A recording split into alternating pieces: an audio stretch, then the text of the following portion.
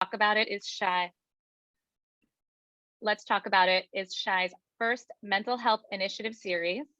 It's intended to educate our community about mental health challenges that people face a lot more often than we think that they do.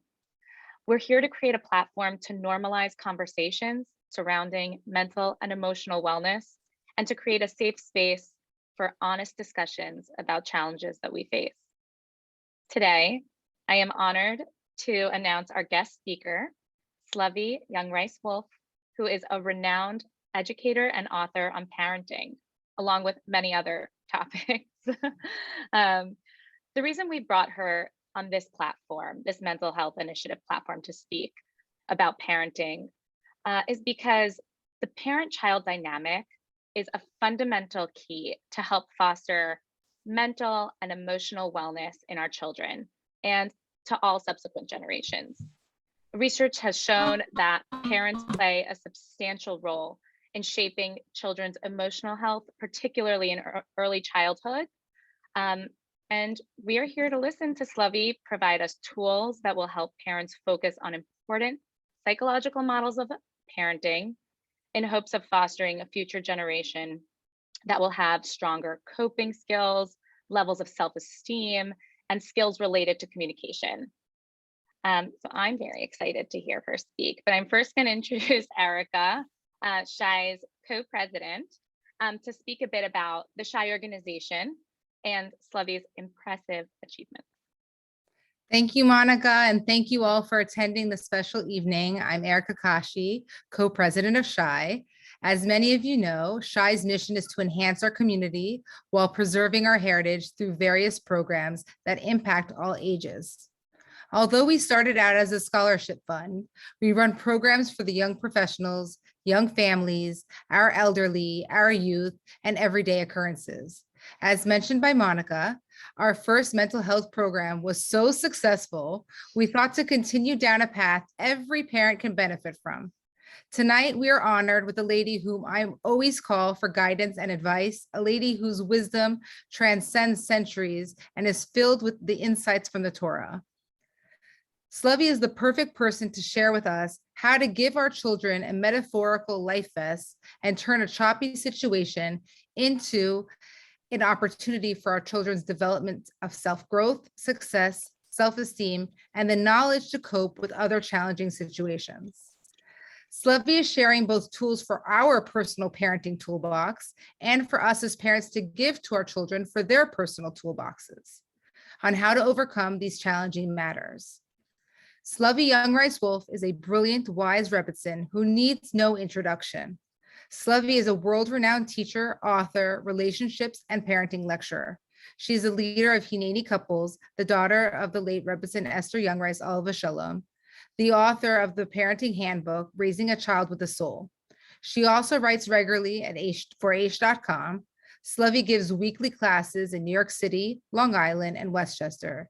She has lectured at many Pesach programs and throughout the United States, Israel, Canada, Mexico, Panama, and South Africa.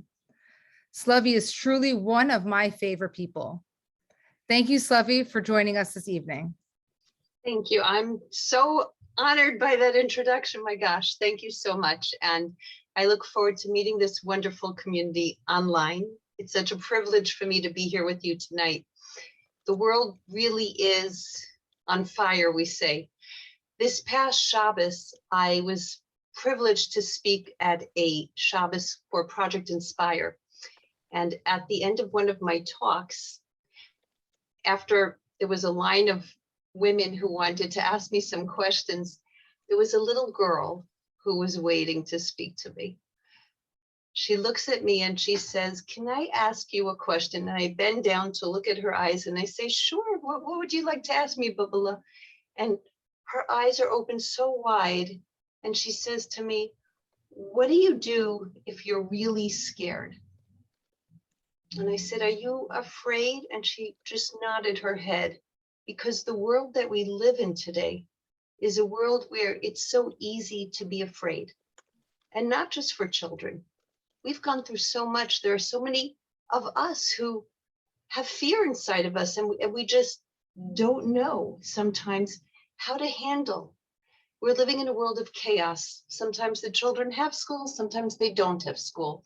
You know, things are upside down. It's a world of a pandemic. Who's ever dealt with this before? And then we have inflation, and then we have now a war to talk about. I mean, there's also just regular life and challenges and struggles people go through.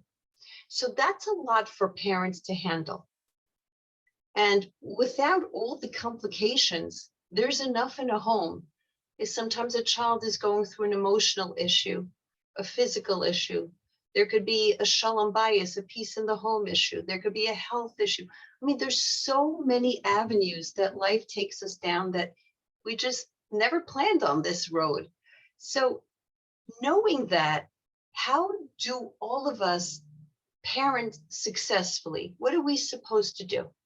And tonight, what I'd like to do is to give us all a toolbox so that when we do go through any type of chaos or confusion or stress, we're able to just take that toolbox out and use the utensils and the tools that we are going to discuss tonight, because there's no reason for a child or any of us to have to grapple right now.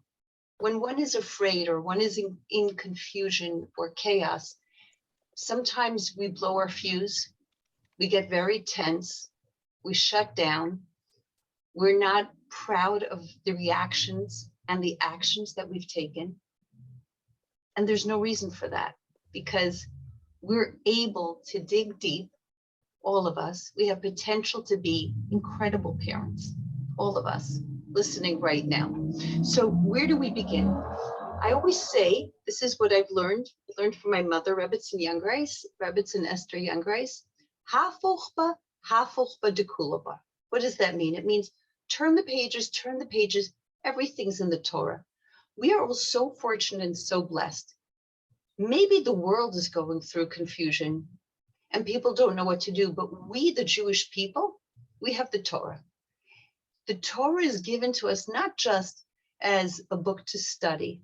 It's not just given for children to learn in school. It's a way of life. It's even a tree of life. But for the tree to be strong, the roots have to be very, very strong.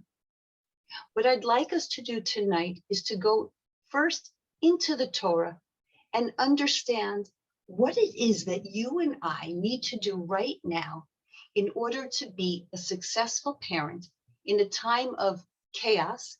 And it doesn't have to be world chaos. It could be just that sometimes a child goes through something that brings a feeling of confusion or darkness or struggle into a home. So how are we supposed to react with strength? What are we supposed to do?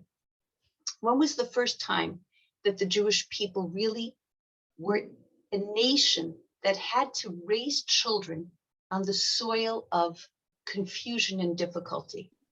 All of us know it's in Egypt, in Mitzrayim. Vayimaru es chayehem, the Torah says. The life of the Jewish people felt as if it was maror, it was bitter. That's why on Passover, on Pesach, why do we have maror? To remember that kind of life. What do you think it was like to be a parent in Egypt when you didn't know what the future held? When you looked at your child and you just didn't know what to say?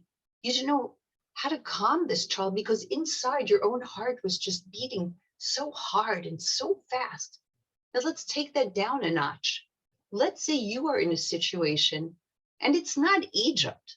Thank God it's not Egypt, but you're also feeling that anxiety as a parent, or your child is going through something in school. Even if it's something like saying, it's impossible, I'll never be able to do this. I don't know what to do. It could be a social issue that your child's not included. It could be an issue with a teacher. It could be an issue even in a subject that your child just isn't doing well. It could be in grade school. It could be preschool. It could be high school. It could be college. And let me tell you something. You're never done. Even when you think you're done, you're never done. So even if your child's out of the house and you're listening now just because you wanted to hear what we have to say, you're never done. And thank God you're never done. But at the same time, we all need a toolbox so that when we relate to our children at any age, at any stage, we don't lose it, not with ourselves, not with our children, and that we don't live with regrets, because regret is one of the most difficult emotions for a parent to ever have. So let's zero in on what happened in Egypt. What was their solution to the problem? The Torah tells us that there were two women, two very brave women, who give us a path for life. And their names were Shifra and Pua. They were the midwives in Egypt. It says, Vatechayena, that they gave life to the children. Meaning, if you and I, and it doesn't matter if you're listening now, it doesn't matter your age, it doesn't matter if you're the father, the mother, the grandmother, the grandfather, whoever you are listening, this applies to us all. If you're going through something with a child, look at these two women and look what they did. The first woman, how did she give life? Her name was Shifra. And our sage Rashi tells us because she was Mishaperet et Havalad. That means she made the baby beautiful. Let's talk about what that means. It means that when you're dealing with a difficult situation and you're feeling anxiety inside, or your child is feeling nervous and anxiety, what did Shifra do? Instead of tapping in to that nervousness, do you know what she did? She said, my gosh, this is such a beautiful baby. You're going to take home this beautiful baby. She zeroed in on the soul of the child. She zeroed in on what is beautiful and magical about this child. All of us can look at a child and we can either say, this child's driving me crazy. This kid is driving me crazy. This situation is impossible. Or we could train our eye, and we're going to speak about that today, how to turn the situation around and how to be like Shifra so that we can see the good in the situation. Instead of seeing it as a challenge and an obstacle, we could see it as a potential. We could see it as a way for us to be able to bring out resilience and grit in a child. We could see it as an opportunity. But in order to do that, we all have to be like Shifra, where you can see the beauty and the good in the situation. So that's number one. And number two, the second woman's name was Pua. This was really Yocheved and Miriam. They were the mother and the sister of Moshe, but their mission was so important and so vital that the Torah doesn't even give them their regular usual names. They're called by their mission, and their mission was to give life to the children in a time of bitterness and difficulty. Number one, see the magic of a child. Number two, Pua. Why was she called Pua? Because she would say, believe it or not, poo poo to the child. What does that mean, that she would say poo poo? That sounds so simple, right? It means that when the situation would get very hot, when there was a lot of tension, and the mother giving birth would say, I can't cope, I can't do this. Poo poo, she would calm everything down. She would say, let's find calm. Let's be gentle. Let's not scream. Let's not lose ourselves. Let's not make drama out of everything. Let's create an environment that is peaceful. Let's make sure that we are the one who injects peace and harmony and calm into the situation. Because if the parent is not calm, then surely the child will not be able to find the calm.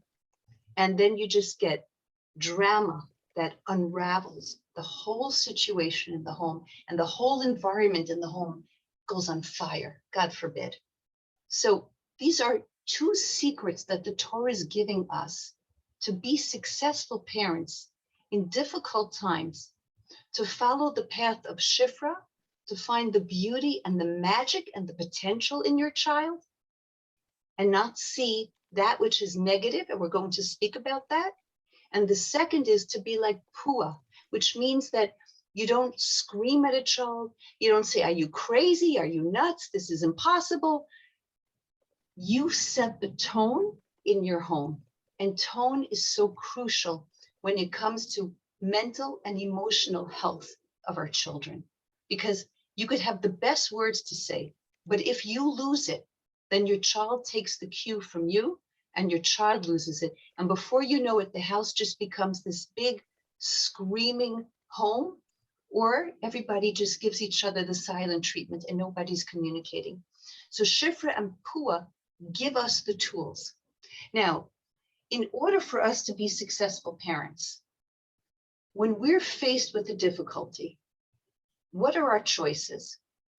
So either, and this is what we naturally do as parents, all of us, and I include myself too, either we try to fix the situation for the child because nobody wants to see their child in discomfort and nobody wants to see their child struggle. So the first thing, our instinct is to either fix it, make a call to the teacher, make a call to the other child's parents, make a call, tell the child's friend, how could you do this to my daughter? Call the principal, call the coach, call the camp director. The other instinct we have is to tell the child to just cut it out and stop being such a baby and stop being such a kvetch and just handle it and grow up.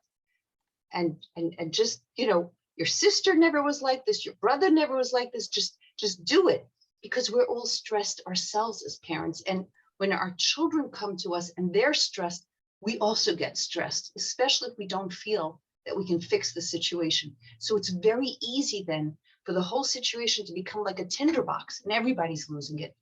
Nobody wins, because if I fix the situation, what's going to happen in the future? How will my child ever know how to handle struggle? They're just going to fall apart, whether it's in their personal life, in college, when they have a job. There's always going to be tension and stress and pressure in life. So that's not a solution. And for me to lose it with the child, well, what's that going to do? I want to be able to have a good relationship with this child. I want this child to have resilience. I want this child to learn how to have a grit, to believe in themselves. So to be a successful parent means that I'm going to go into choppy waters and I'm going to be able to stay afloat. You and I, tonight, we're going to discover how to keep our children afloat when things seem very, very choppy. We're going to discover how to give our children emotional, spiritual, and mental muscles. It's like going to the gym. Life is a gym. And how do you know if you did a good job in the gym? You have to sweat. When you come back, sometimes your muscles hurt. If nothing hurts, you didn't get a good workout, but you're building muscle. And we need to give our children this muscle to get through life, especially when life is so difficult. So what I want us to do is remember that we're here to inspire, to guide, to lead, to help our children and lift them up, but not by doing the work for them, not by thinking that we have to make them happy, but by giving them tools for happiness so that they learn how to make themselves happy, so that they learn how to be resilient in life. So I'd like us all to remember this acronym. If you go into choppy waters, you need a life vest. So the word vest is going to be the key to tonight's class. VEST stands for V, validate, E, encourage, S, safety, and T is for time, and tefillah, which means prayer. And we're going to go through each one of those letters in order to figure out how to have this toolbox for life. And let's begin right now with the letter V for validate. What does it mean to validate your child? It doesn't mean that I agree with everything that my child says, but it does mean that I don't shut my child down. You see, and this works, everything we're going to say right now also applies to marriage. So you're getting 2 for 1 tonight.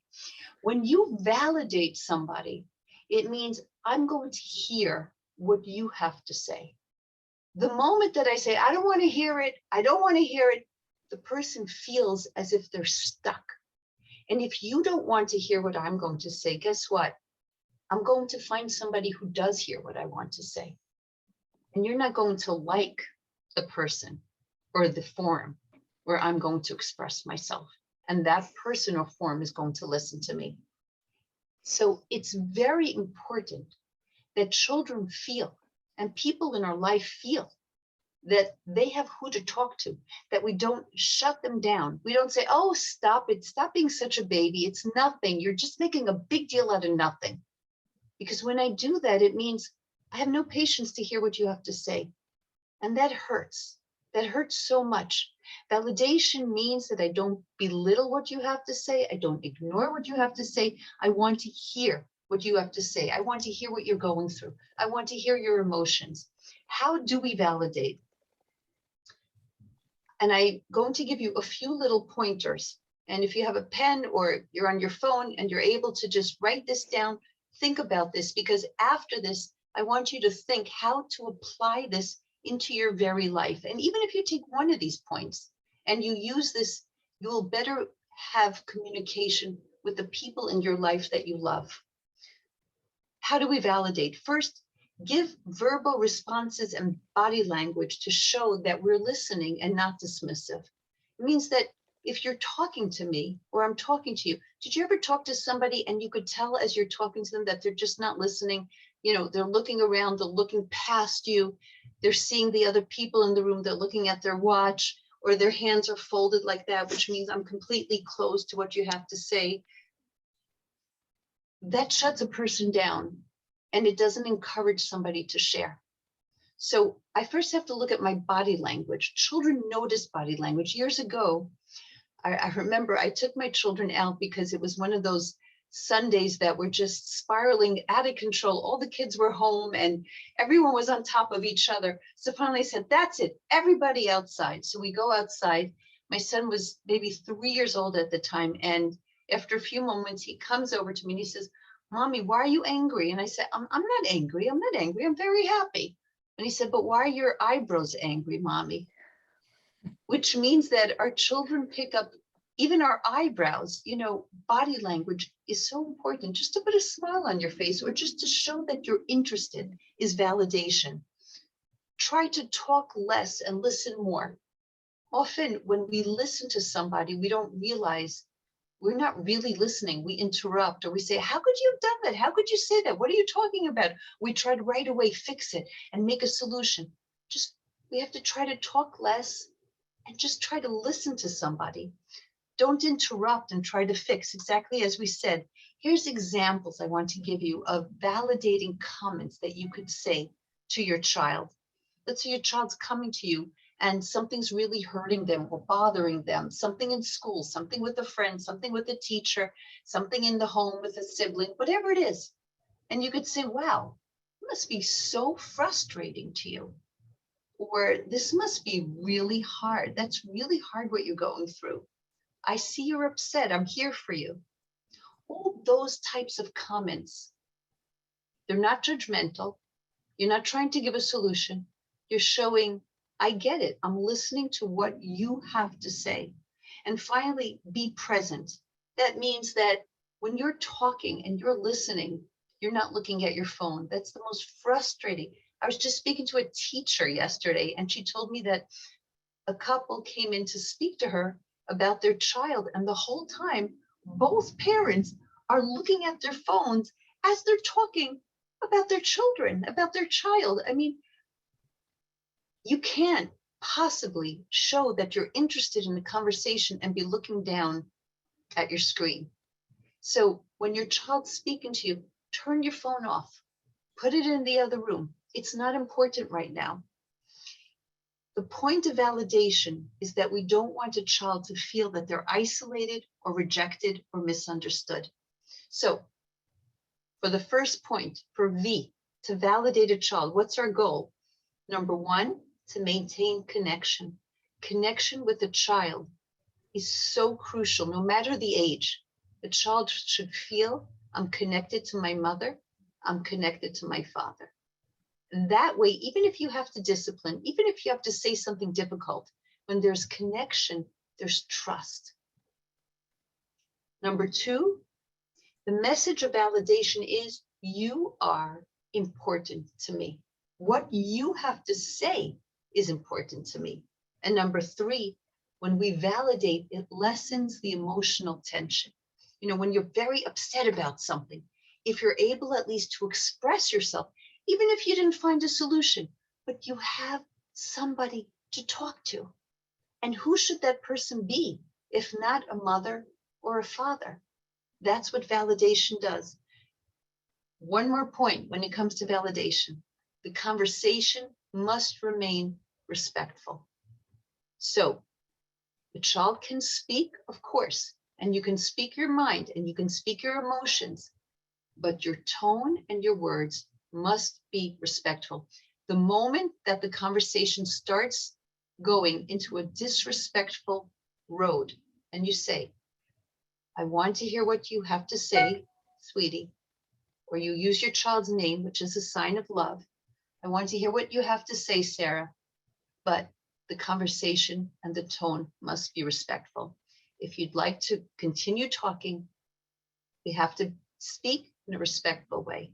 And as soon as you're ready to do that, I'm ready to listen.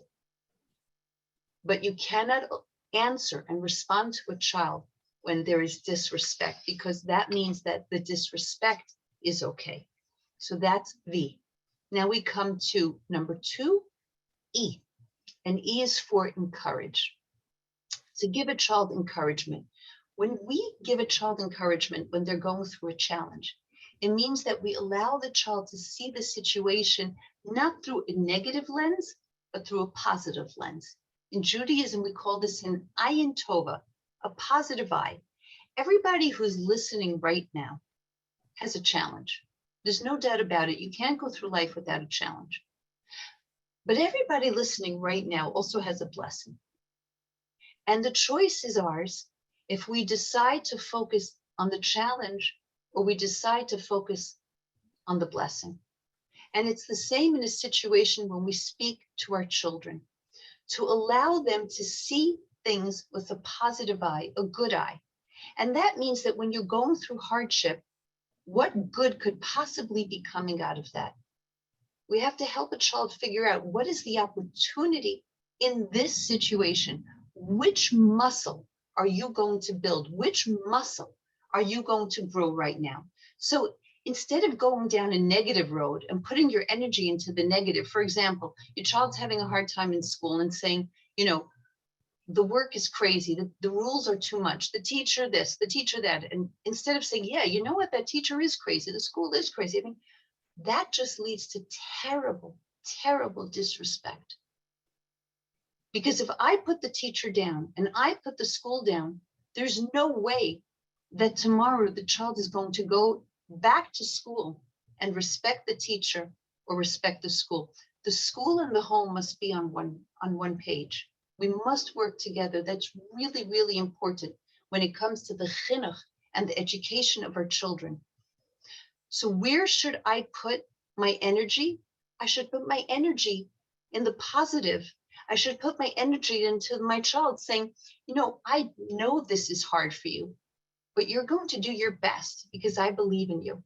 And I know you can do this. Every situation has a potential for good. There's a muscle that all of us can find within our children where we say, I believe in you. I bet you can do this. So that means that I encourage my child, number one, by being enthusiastic, because our children pick up our tone. If I think that the child cannot succeed, believe me, our child will not think that he or she can succeed. Children smell failure. Like when we don't believe in them, they know. So the first thing I have to do is I have to show that I believe in my child. I believe that they can accomplish. I believe that they can do. That's number one. I encourage by recognizing effort. It's not the trophy that I need. It's not the A+ that I need. It's not the end of the road where the child's going to be valedictorian, salutatorian, or getting into everything and be this big accomplished child. That's not what I want. Do you know what I want? Of course, we all want successful children.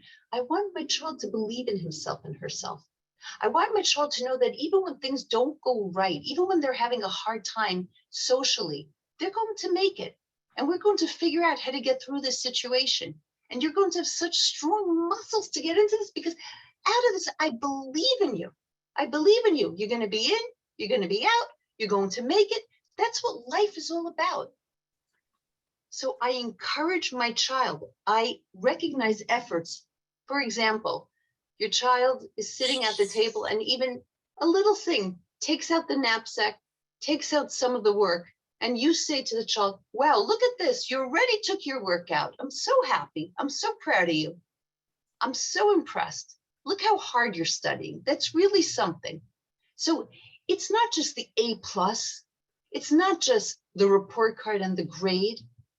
What I'm looking at is I'm encouraging effort that a child makes. If a child's having a hard time with a sibling and this child is now not answering back or not being the first one to fight, then I'm going to encourage that. I'm going to say, you know, I'm going to tell you something. I can see that when you were sitting at the dinner table tonight and your sister was bothering you and you didn't answer back because we had that little talk yesterday, that took a lot of muscle from you. I'm so proud of you. That's really, really sensitive or responsible. You put a word on the character trait that you are working on. Don't just call the child amazing every single day, because that doesn't mean anything. Just say, wow, you're amazing, you're incredible, you're fantastic. What is that? Choose a word that will describe the action that your child is right now doing, so that the child can identify sensitive, kind, responsible, compassionate. There's so much that we want to show our children, that we notice that they're trying really, really hard. And that's how we encourage our children. Give encouraging gestures. So what does that mean? Instead of telling your child, you know what, I know how hard this is for you. I'm going to finish your work. You just go to sleep. I'll finish the science project for you, or whatever that is. What does that do for a child? Nothing. A child will wake up in the morning. Sure, the report is done. You typed it. You stayed up till 1 o'clock in the morning. You got all the pictures off of the internet. You cut it out, whatever it is that you did for that child. But in the future, what muscle did the child gain from you taking over and doing all the work?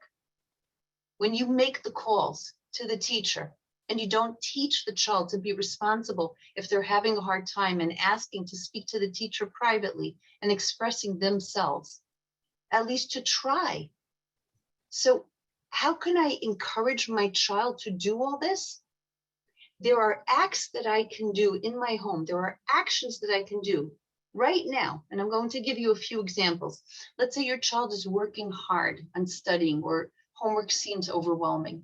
Instead of just taking over for the child, say, I see how hard you're working. I'm so proud. You know what I'm going to do?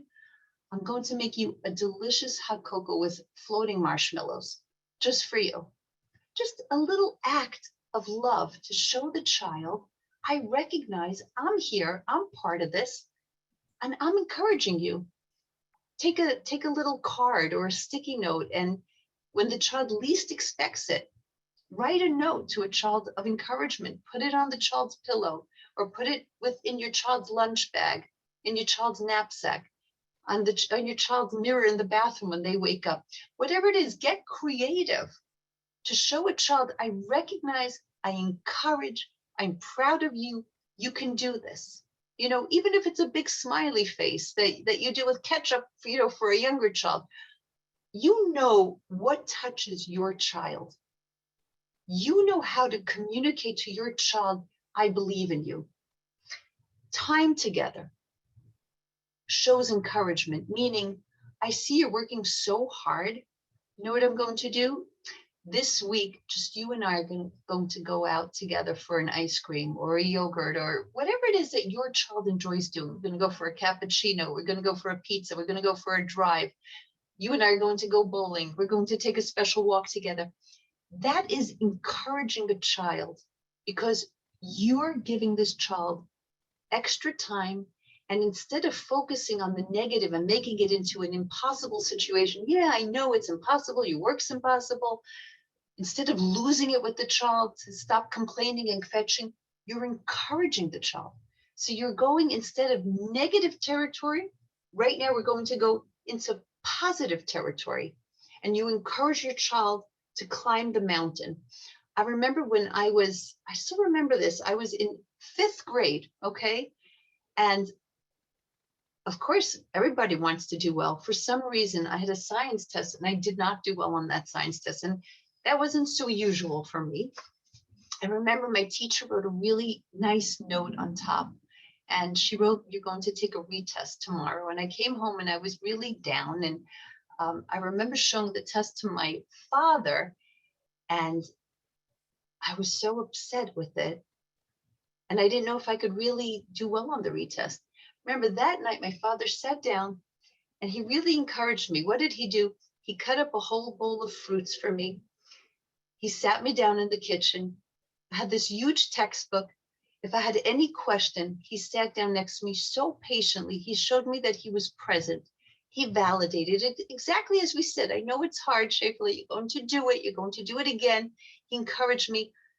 And the next day, I aced it. I got 100, I remember. But I couldn't have done that if I would have just gone to my room and been discouraged and not believed in myself, which brings us to the next letter, number 3, which is S for safety. What does it mean, safety? It means that a child always feels security and stability in the home. It means that I'm not afraid to talk to my mother, and I'm not afraid to talk to my father. I'm not afraid to tell them about my grades. I'm not afraid to tell them that I didn't make the team. I'm not afraid to tell them that I misbehaved in school. Now, that doesn't mean that I, as a parent, will like what you did. But there's a difference between saying, "You failed the test, let's discuss," and "You are a failure." There's a difference between saying, "This is a messy situation," and "You are a mess." So I have to define the situation, but not define the child by the situation. What you did, that wasn't so nice, but that doesn't mean that you're not nice. You're a nice kid, but you did something not nice, and we have to fix that.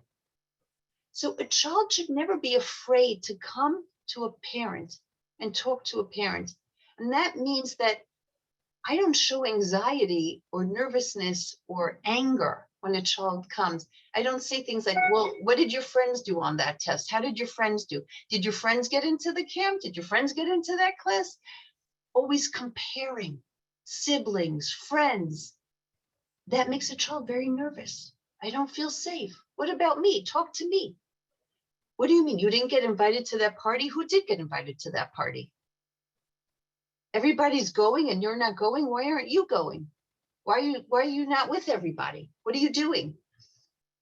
A child must feel, I can always come to my mother. I can always come to my father, and I can confide anything in them. So our goal is to make our children feel secure, that they're always able to communicate. Now, does that mean that I never discipline? Because sometimes we think, oh, fine, if I discipline, then I'm going to make my child feel that they can't talk to me. And remember, until now, we spoke about validating. We spoke about encouraging. The point is that there's a connection. And if there's a connection, of course I can discipline, but I have to know how to discipline, meaning there's natural consequences. If a child, let's say your child has a device, your child has a phone, and you see that the child's grades are suffering, your son's grades are suffering, your daughter's grades are suffering, or they're not getting up early because they're on their phone. They're doing homework and the phone is there. So what do? What's a natural consequence? You say, "You know what, sweetie? I'm sorry, but this phone I see right now, you're not able to handle it and handle schoolwork. So for the next week, there's not going to be a phone, and your child's going to have an outburst, whatever it is. Doesn't mean you're not going to have it again, but I want you to prove that you're able to handle the phone. It's a privilege." Everything in life, being part of a family, going out on a vacation, going out to a restaurant, having a device, everything is a privilege. And our children have to know that, to have gratitude, to be grateful. So yes, to feel safe, 100%, to feel secure that you could talk to me, 100%. How do I make a child feel secure and safe? I don't scream. I don't humiliate. I watch my tone. I give unconditional love. How do I give unconditional love? That means I love you not only when you're perfect, not only when your grades are perfect, not only when everything in your life that you're getting trophies and you're getting the best reports and PTA is perfect. Even if I come home from a difficult PTA, I still give you the same kiss on your head. I still give you the same hug, and I still say, I love you. My love is not dependent on your accomplishments. And we have to understand that any child who grows up with conditional love, when they become a teenager, they are going to give the same type of love to their parent. That means that a teenager who understands that love is conditional will only give love back, will only listen to a parent when they feel that their parent is acting in a way that makes them happy. And that's not love. Love is no matter what. So even if we had a hard day together, I say, I love you. I never shut the door on a child. I never say to a child, I don't even want to see your face. I don't slam a door. I don't lose it. Because this is our child. These are our children. And they learn how to act. They learn how to love. They learn how to communicate from us. So our home must always feel that it's a safe place. Noah in the Torah, when there was a very big flood in the world, he created a teva, he created an ark. And the word teva also means letters. What's the connection? Because when there is a flood in the world, when your child is going through an emotional storm, whether it's because he's afraid of what's going on in the world, he's unsettled from the pandemic, he hears that there's a war going on and there's terrible, gruesome images and you can't escape that. He's afraid, or something's going on in his social life or her social life, and they're just unsettled. Maybe it's a grandparent who's not well. I mean, there's so many things in a child's life that can be unsettling.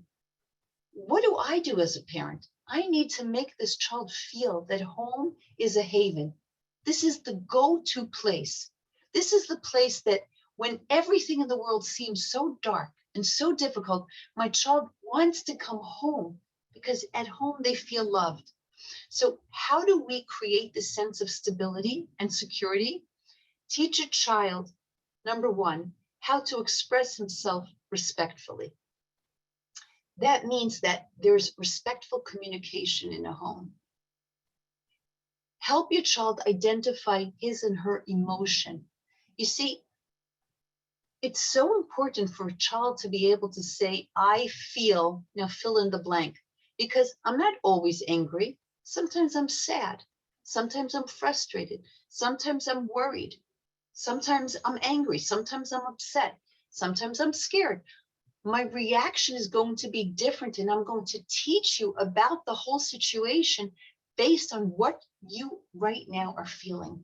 So we parents have to give our children the ability to express themselves.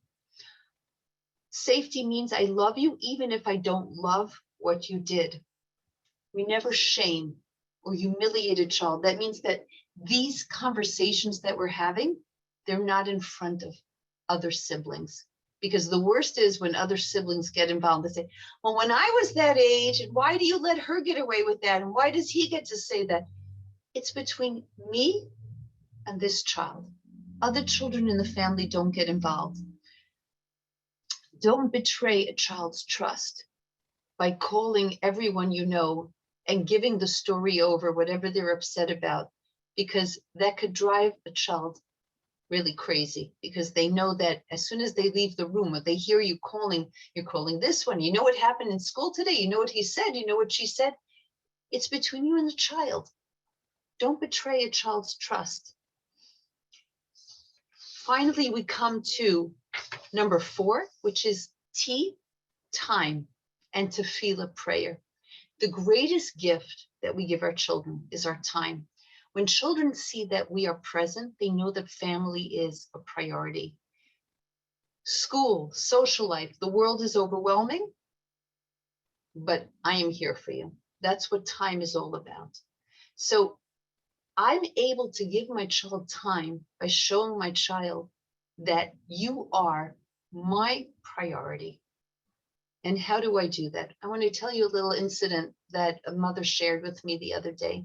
She said to me that for Passover, her children got together and they came to their father, to her husband, and they said, Daddy, this year for Afikomen, do you know what we want? We would love if once a week you came home for dinner, you came home for supper, and we all just had a family dinner together. It would mean so much because we never get to see you. And so Passover passed, husband comes home, and the kids are all excited, like, Daddy, are you home for supper? And you know what this father said? He said, I have something so much better than supper. And they're like, better than supper with you? And he said, yeah, I'm buying laptops for everyone. And this mother said to me, he just doesn't get it. They don't want the laptops. He didn't even see the disappointment in their eyes, on their faces. They don't want a laptop. They want him. They want to sit down for 15, 20 minutes and just know that they have their father's time, their father's ear, their father's eye, their father's heart. So when we give time to a child, then a child knows that no matter what happens in life, whether it's something big in the world or something big in their internal life, I'm here for you, no matter what. And finally, T is for tefillah, which is prayer. There's three partners when it comes to creation. There's Mother, Father, and Hashem, God. And we have to know that we're not alone. Every single day, I ask and I urge everyone listening to pray for your children, to pray for their peace, to ask God to give them blessing, bracha, success. And success is not fame and fortune. Success means that they know how to navigate the world. They're resilient. They have grit. They're connected to their God. They're connected to their people. They're connected to their land. They're honest. They're compassionate. There's so much that we pray for. They have good health, and that they be a source of nachas and blessing in this world. So I'd like to end with this, and then we're going to take some questions. When I was a little girl growing up, every Friday night, no matter how difficult the week was, I knew that my father and that my mother, Friday night at the table, would each place their hands upon my head, give me a blessing, and whisper to me their private blessings and prayers for me, give me a hug and give me a kiss. So no matter how difficult, and sometimes some weeks were better than others, everybody goes through different things. No matter how difficult, I knew that unconditionally I was loved. I shared this at a parenting talk the other day, and one of the women came over together with her husband, and she was just, the tears were just coming down. And I said, why are you crying, Bubble? And she said, my entire life, my parents never, ever blessed me. And I want so much to know what that feeling is. And I want so much to be able to bless my children. I want my husband to bless our children. Can you give me a blessing and teach me so that I can bless my own children and my husband can bless our children? Because that is the most beautiful way of showing unconditional love. So I ask that each of us listening today remember this and try this Friday night, in a world of so much chaos and confusion, in a world of so much darkness, kindle a light, bring joy and blessing to your home. Place your hands on your child's head and give them your blessing, your love, your kiss, your hugs, and show them that no matter what, home is a haven and a place of love, joy and bracha. I thank you so much for listening. And I wish everybody tonight homes filled with nachas. And no matter what goes on in the world, you are a source of peace and light because you are raising the next generation with neshama, with soul, and with love. Thank you so much.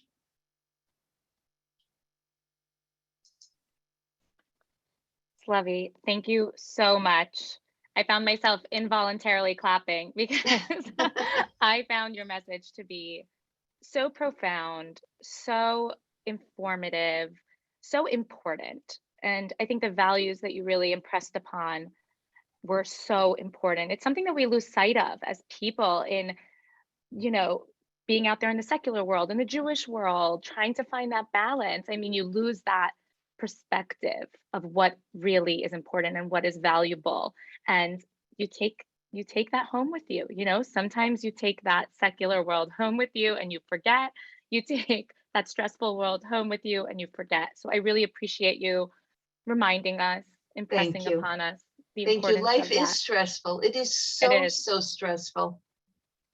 Thank you. So I appreciate that. And I could really, and I know everyone in the audience can really feel that loving parental presence that you just exuded from the screen, because I certainly felt it. I hope so. I really It's so, Thank you. it's so hard on screen, on is. Zoom, but I have to say that I really do feel it's coming across on the screen. Can I tell you that? It really is. Thank you. you. And I know I'll be using some of that toolbox when I get home. Validation I've used, and it has been extremely helpful. But I know we have you for only a short period of time. And I know some parents sent us questions previously and have some parents sent anonymous questions throughout this conversation. So I'm going to get started and read off parent number one's question. Sure. And hopefully we can have a little bit of a dialogue for the time that we have you. And there's a chat, Monica, right? That everybody is. Yes, please. Okay. Everyone look at the chat. If you feel comfortable sending the message to everyone, you can type it over. It's on the bottom. You can press chat on the Zoom function. You could send it to everyone, your questions. If you do not feel comfortable, please feel comfortable sending it to me, Monica Mirian. As an attorney, you have my privilege. I will not be.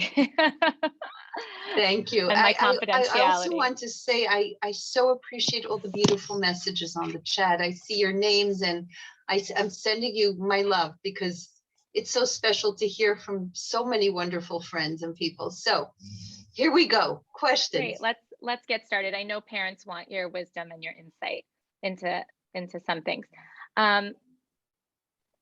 This actually speaks a bit to what you spoke about today. So I think this one is really important. You said in your lecture today that tone is essential to the emotional health of children.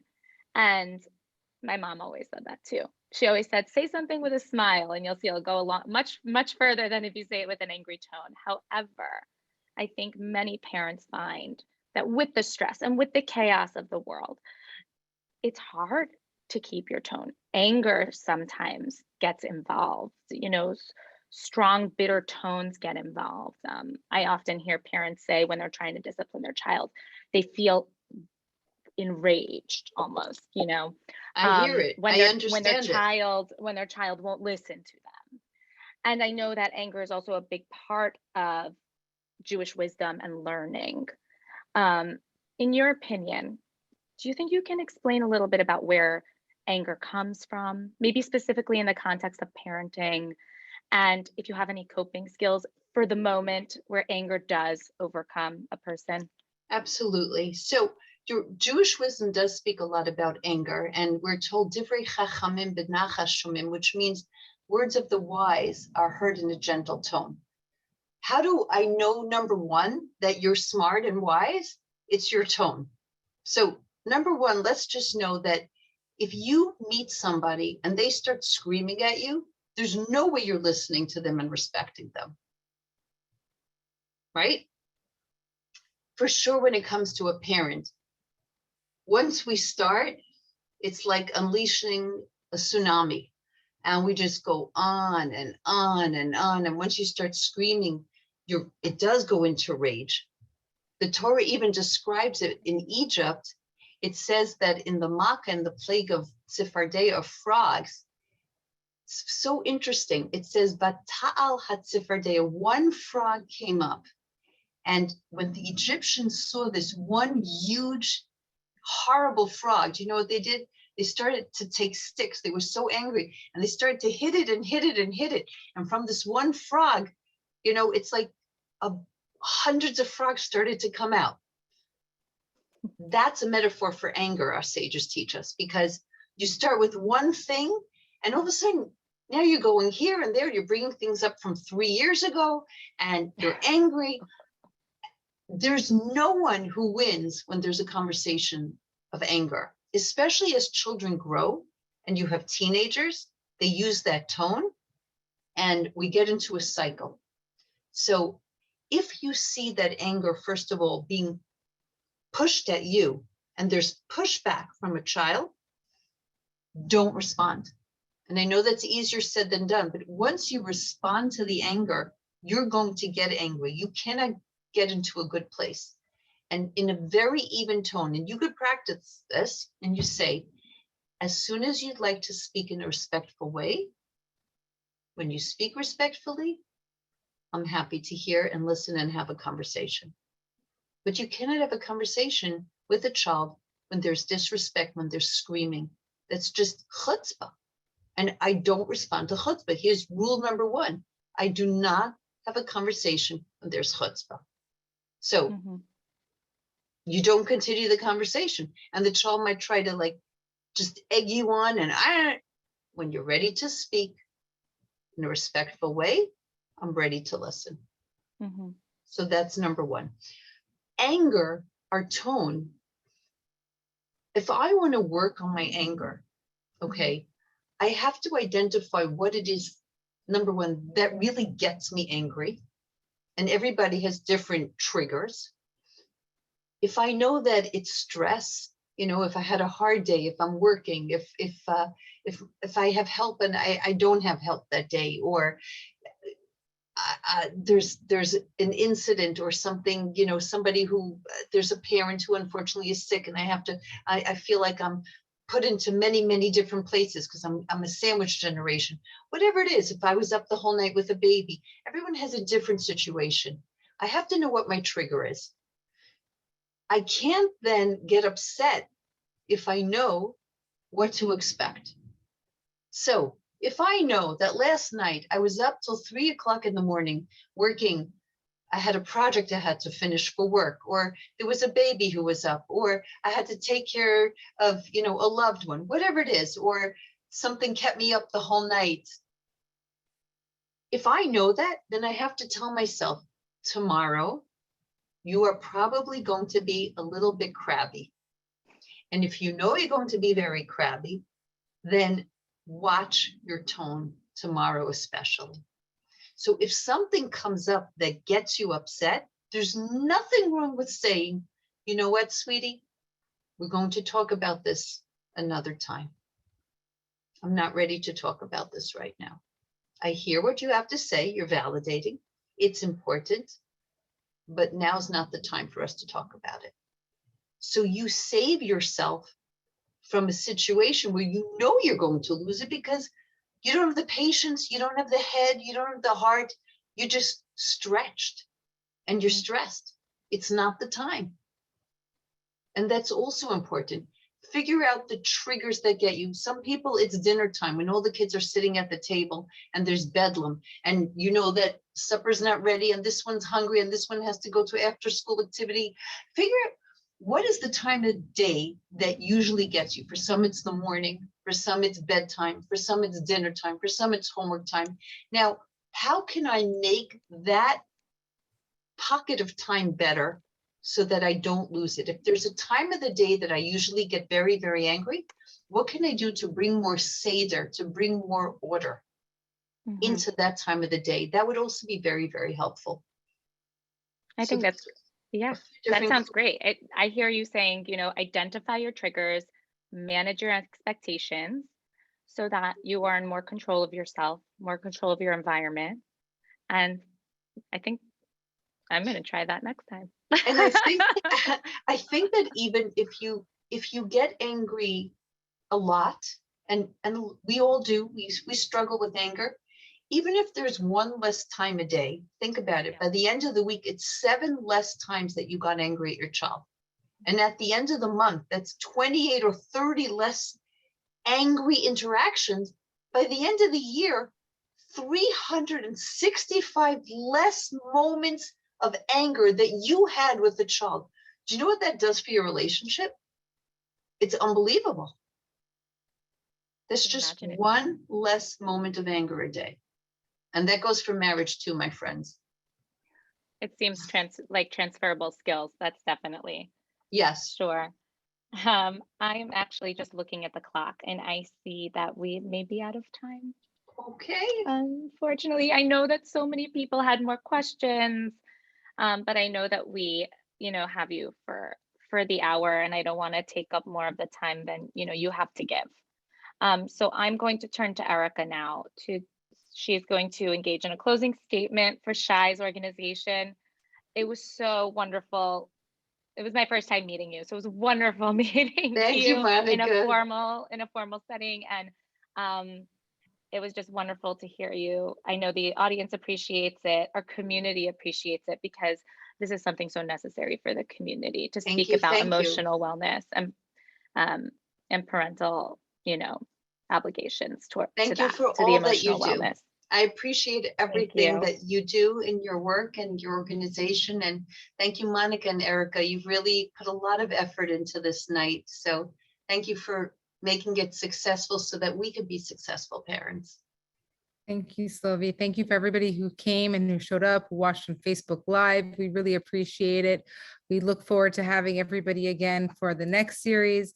But in terms of this series, Slovie, you took it to another level. Everything, the best applies to every situation. It applies to little kids, older kids, when your children are dating, with your husband, with your wife.